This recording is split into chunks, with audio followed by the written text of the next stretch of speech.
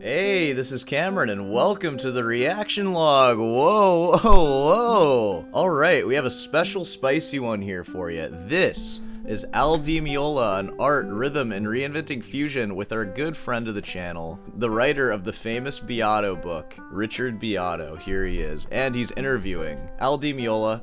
As usual, I don't know anything about Meola. I know that he plays a nylon string guitar, which is pretty cool. I play one of those too. By the way, I'm a classical guitarist, and my job as a YouTube classical guitarist is that I take the music that you love, I make fun of it, I make you hate watch my videos, and then eventually it just becomes regular watching because you quit being such a stuffy little baby about the music that you like. I'm the classical music snob, but remember, if you're upset by anything I say, it's probably because you're kind of a snob too. Something to think about. Whoa, without further ado, let's take a look at Richard's guitar collection over here. Wow, it's all the same guitar. I bet they sound so different, especially when you plug them all into the same amp. That's crazy, man. How much money did you spend to just have the same thing? Probably a lot. Okay, without further ado, let's go ahead and jump into the madness. Meola, Rick Beato. Let's see what we got. When I was in Phoenix last month at the George... I'm so sorry to hear that you had to go to Phoenix. My condolences about that. If anyone from Phoenix post a comment, and our thoughts and prayers will go out to you.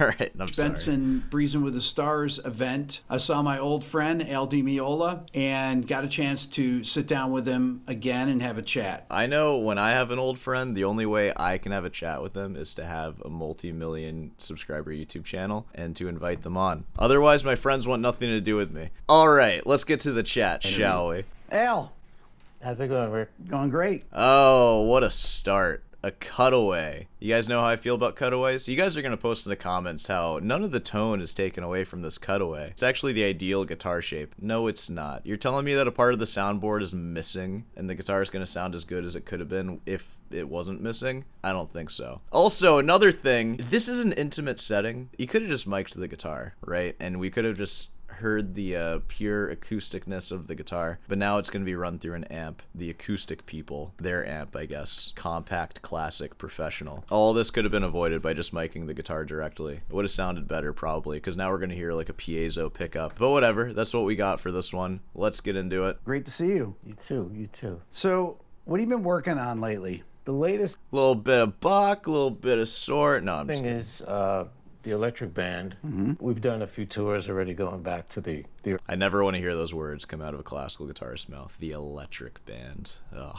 You know, I cast a lot of hate on the classical guitarist who uses a pick and stuff and probably writes his own music. There's probably something really freeing about that because I, at least for the next couple of years, I'm going to be trapped. And I pretty much have to spend all my time just working on other dead people's music for a recital that I'll have to give in like 2.5 years or so. There's probably something nice about just doing whatever you want. So, you know, it's all just jealousy. We talked about this earlier on stage, but about your arrangements that you do, and kind of talk about how you come up with these and how you develop your arrangements. Dude, you're talking to a guitarist right now. We're all guitarists here. How do you think he comes up with stuff? It's called noodling. You make it up and then stuff happens. Record it and it's like, oh, I did that. Rick, you already know the answer to that question. It just starts with it could start with something simple like Yeah.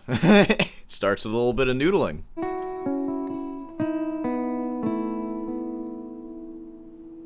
and I just like that sound. Hey, and you know what? That's easy to make fun of, composing from noodling, right? That really is what music is, though. Music isn't just dots on a page that you write. It's nice to be able to hear something and get inspired by it.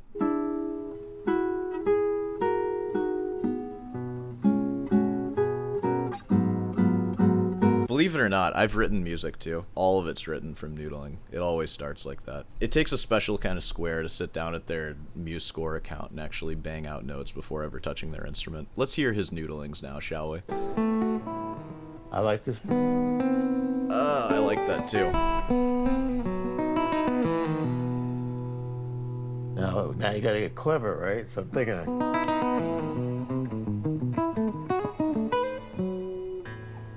Ooh, Rick liked the sound of that. He likes that spread stuff.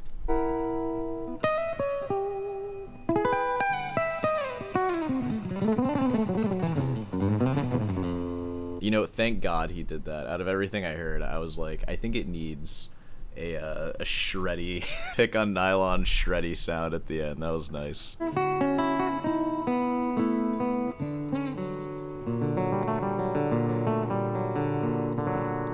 And you know what? In all seriousness, I mean, obviously he can do whatever he wants. It's his style. There are people like Yngwie Malmsteen that exist that they do that, and that's their entire song. But I feel like my whole life was the first 5 years of my guitar playing. It was learning how to shred. Like doing that, and then the rest of my guitar playing was just kind of realizing that you never ever need to do that. If you want to write beautiful music, the fast notes, like never more than 4 in a row.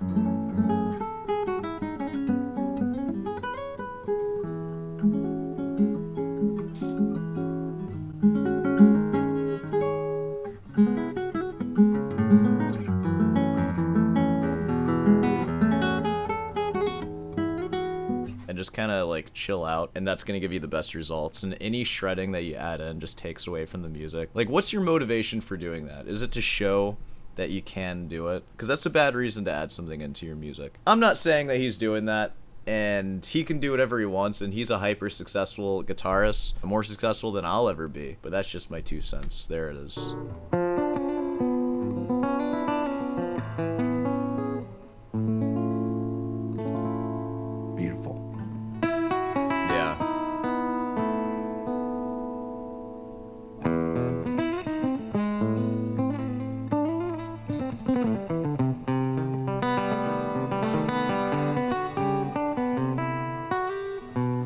God, the piezo just takes so much away from it. If not for the piezo, it would be beautiful, I agree. But it just sounds so sterile now. It sounds so like... What's the sound of a nylon with the piezo? Like, how do you guys describe that? Post in the comments. And all the time it's against the quarter note, you know.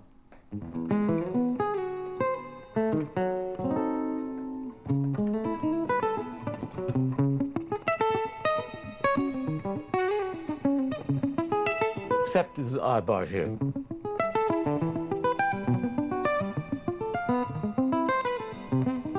Is this a song you wrote, or is he just like noodling still for us?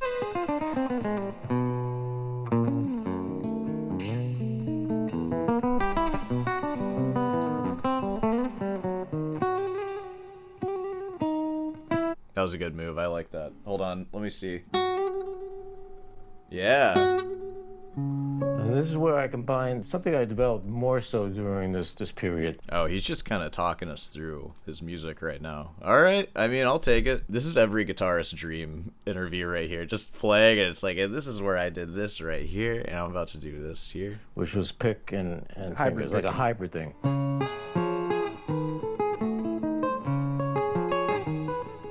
Hey, you know what would make that a lot easier? Ditching the pick and just using your fingers. Am I right? All right.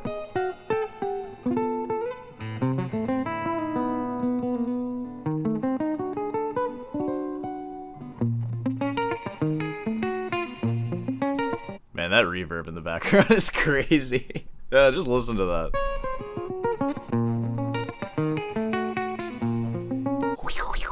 It sounds like a cable bridge is snapping.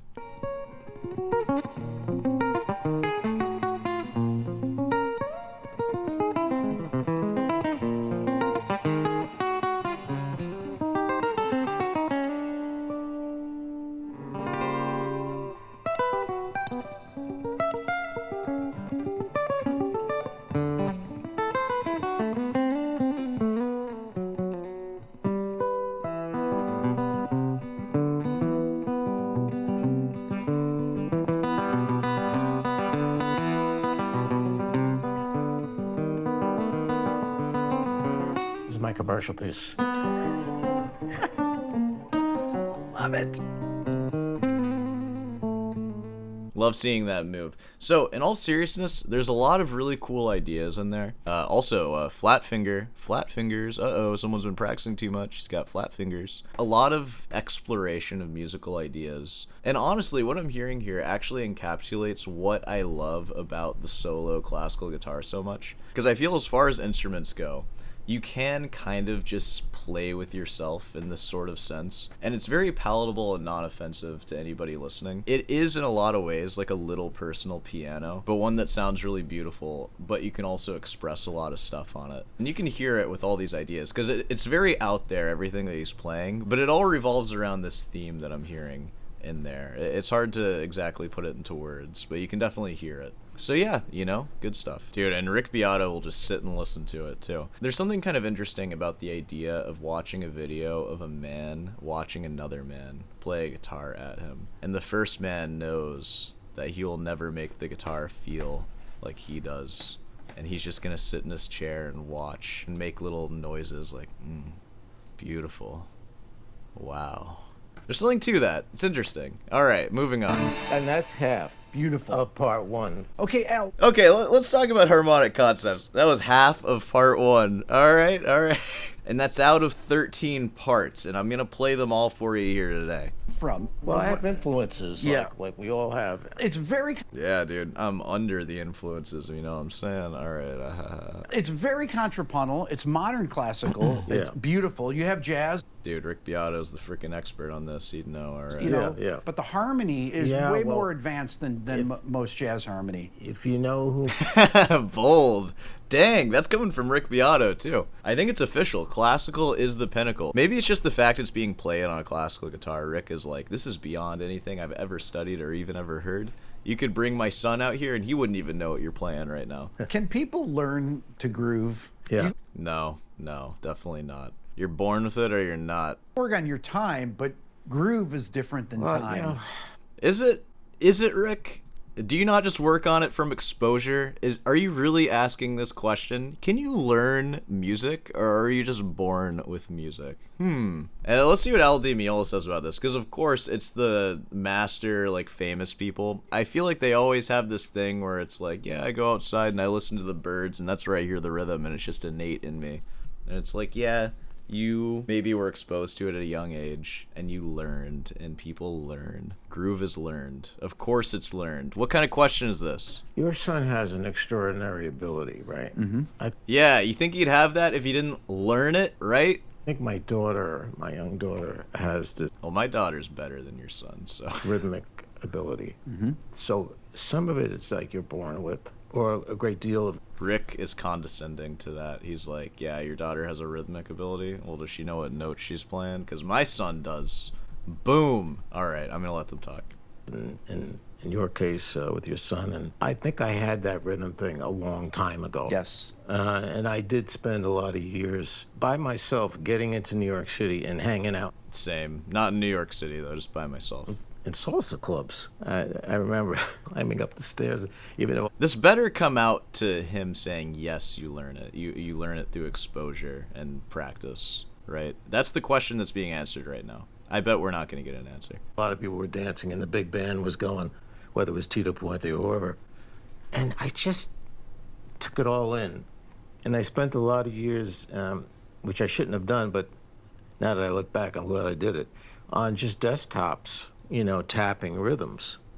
And I could do it on my guitar too, but I did a lot of it with Don't scratch your French polish. my foot, always concentrating on the 4/4, with that never going out of time. So basically what I've said in a lot of demonstrations of this kind of thing, or clinics I've done, is really focus on the foot. It becomes very important. Sometimes I say the most important, because whatever syncopations you're playing on the upper half of your body cannot influence that quarter note down there. So it's like two separate parts, right? Guitar players, it's not achievable. Yeah. I mean, they could try to see if it's achievable. You have to try it, but it can be a thing that you just might not be able to get. So you wind up. I would always recommend then, if you have to, metronome it, or a lot of guys are playing with drummers, so there's your time. When I look at Wait, so what was the conclusion? Is it that, like, just try, and if you can't do it, then you can't do it? I mean, you can learn how to tap your foot to it. You'll be all right. I'll answer it again. Yes, you can learn how to do anything you want. And groove is one of those things. Groove is like a language, you learn the language. If I took a piece that's not mine, like a Piazzolla thing that was written, beautiful. History of Tango. So Astor Could be a little more legato, but it's all right. was Sorry. for me, when I met him, it was a major change in my writing and my Wait, you met Piazzolla? Dang, dude. playing, in the sense All right. that, he had a lot of beautiful melody in his music, but he didn't have a lot of rhythm going on in it, because Ooh, a slight to Argentina, Piazzolla. even though it's next to Brazil, is completely different. So he gave me his blessing personally. We became very good friends. And the next record, had he not had his stroke, what it was going to be with me and him. But he did say to me, and he wrote to me. He used to write me letters, and I wrote back. It's the only time I wrote letters at that age. And he goes, "Dear That's sweet. That's adorable. Alberto, I want to hear you do something special with Dude, you gotta do the accent. You gotta do the accent.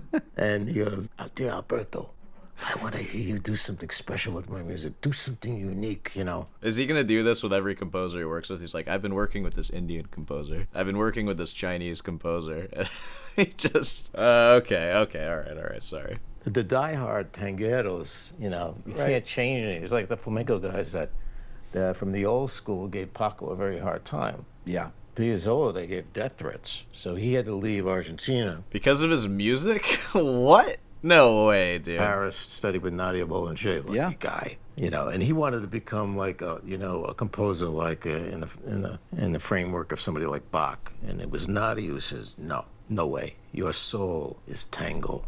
Don't you ever lose that in the music, because Dude, that's exactly what I do to my students too. When they try to go into rock music, it's like, don't you ever think you'll be a rock guitarist. Your soul is Bach. That is all you get. That's a good teacher there. Though it sounds like this teacher is a little misguided because they went the other way to tango. But the spirit's there. The controlling of your student's spirit. By the way, I teach guitar lessons. Feel free to reach out. I'm fully booked. Sorry. I have too many people to control right now. But if you want me to control you too, maybe I will. We'll see. All right. her, we have that modern Nuevo tango, which was beautiful, So what, I took that and I read it, and it was straight. Like, boom. And here's my foot.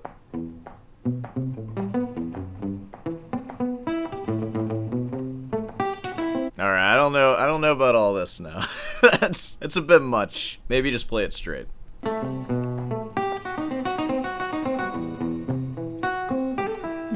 He gave you his blessing to do that?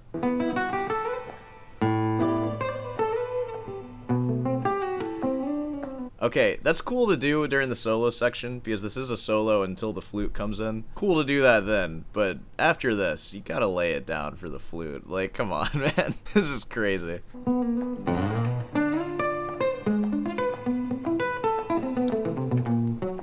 Hey, I do the same thing when I'm playing my fugue.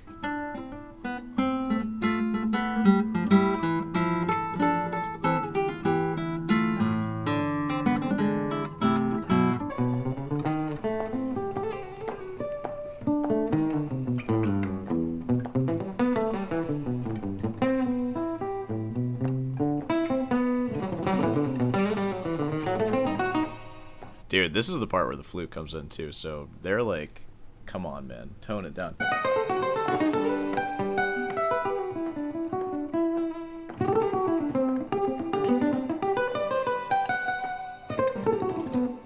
Yeah, that kind of thing. Amazing. So it changes.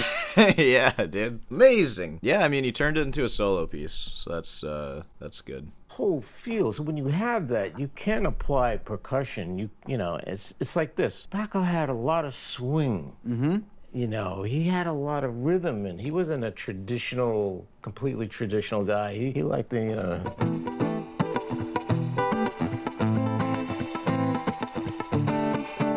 That reverb is ridiculous. Is that really what it needs to sound like? It's more spring snapping than guitar. Oh.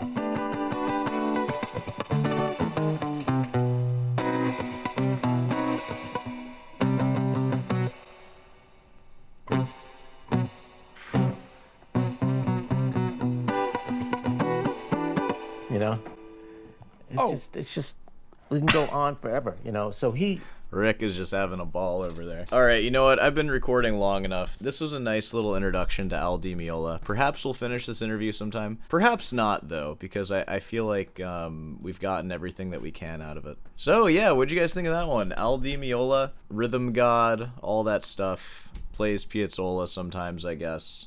Ooh, what are you hiding back there? Let me bring her back out. There we go. All right, I think we can go ahead and wrap this one up here. So, if you made it this far, be sure to subscribe and leave a like. Of course, if you want guitar lessons, feel free to reach out to me, all that stuff. Feel free to leave some hate comments, too. I always love seeing those, and this is one where, you know, we expect them to come in. If this is your first time watching and you click because of Al Di Meola, hello, welcome. I have a ton of videos where I do this on a bunch of different guitarists and a bunch of different subjects in general, so feel free to hate watch those. I always appreciate that. And yeah, head on down over to Rootin's Delight for some merch, Patreon, members section if you want to support me. I'll see you in the next one.